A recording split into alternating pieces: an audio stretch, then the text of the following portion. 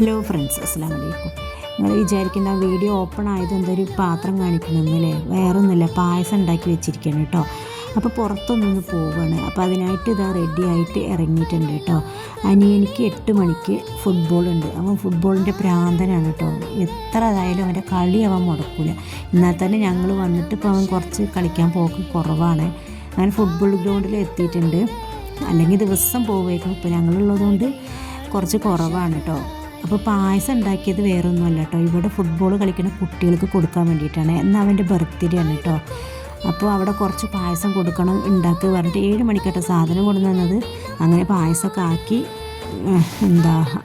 കൊടുത്തിട്ടുണ്ട് കേട്ടോ. പിന്നെ ഇതാ മക്കളിവിടെ പുല്ലുണ്ട്, അതിൽ കളിക്കണം കേട്ടോ. ഉള്ളിൽ ഗാലറിയിൽ നമുക്ക് ഇരിക്കാം, പക്ഷേ അവരെ വെച്ചിട്ട് ഗാലറിയിൽ പോയി ഇരിക്കലും എന്തായാലും നടക്കില്ല. അപ്പോൾ ഇവിടെ വെച്ചിരുന്നാൽ അവർക്ക് സ്നാക്സും ഇതൊക്കെ കഴിക്കുകയും ചെയ്യാം. ഞങ്ങൾക്ക് അവിടെ ഇരിക്കാമല്ലോ. അതുകൊണ്ട് പായസം ഞങ്ങൾ കൊടുത്തിട്ടുണ്ടായിരുന്നു, അത് കുടിക്കുകയാണ് കേട്ടോ. ഞങ്ങൾ വീട്ടിൽ നിന്നൊന്നും കുടിച്ചിട്ടില്ല. അപ്പോൾ കുട്ടികൾക്ക് കുറച്ച് കൊടുത്തതാണ് കേട്ടോ പായസം എടുത്തിട്ട്.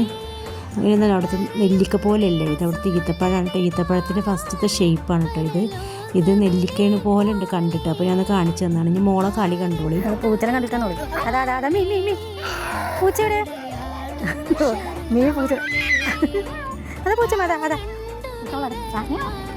ഇങ്ങനെ പൂച്ച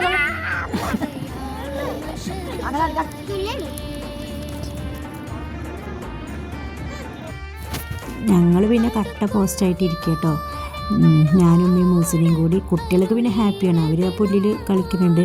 പിന്നെ അങ്ങനെ ഈ കളിക്കാൻ വരുന്നവരെ ഫാമിലികളൊക്കെ ഉണ്ട് കേട്ടോ. കുട്ടികൾ ഫാമിലിയൊക്കെ ആയിട്ട് വന്നിട്ടുണ്ട്. അപ്പോൾ അവരൊക്കെ ഉണ്ട്, അവരങ്ങനെ നോക്കിയിരിക്കാം.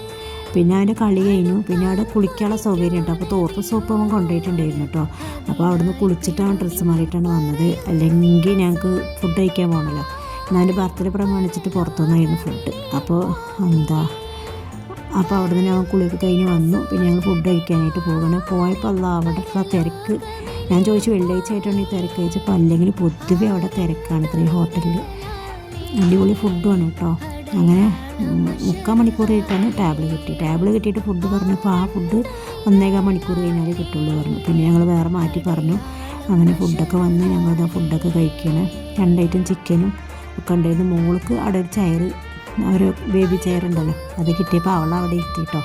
അപ്പോൾ അവളായിരുന്നു ഇങ്ങനെ മുസമ്പീൻ്റെ അതൊക്കെ ഇങ്ങനെ കടിച്ചുകൊണ്ടിരിക്കുന്നുണ്ട്. അവൾക്കൊന്നും കൊടുക്കാൻ പറ്റില്ല. പിന്നെ അവൾക്ക് കുറച്ച് റൈസ് എരിവില്ലാത്ത കൊടുത്തിട്ടുണ്ടായിരുന്നു, അത് കഴിച്ചു.